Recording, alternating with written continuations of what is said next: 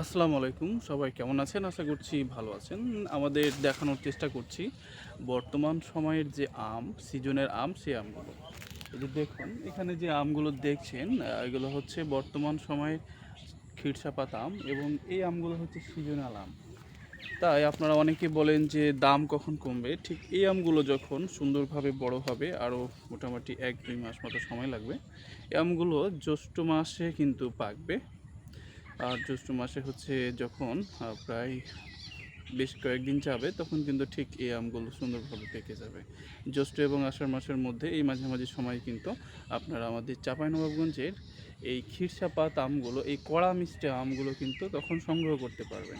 আর বর্তমানে আমাদের থেকে আপনারা সুইট থাই কাটিমন আম সংগ্রহ করতে পারবেন। তাই আপনারা যারা আম পছন্দ করেন, আম নিতে চান, আম নিতে আগ্রহী, আপনারা দ্রুত আমাদের সাথে যোগাযোগ করতে পারেন।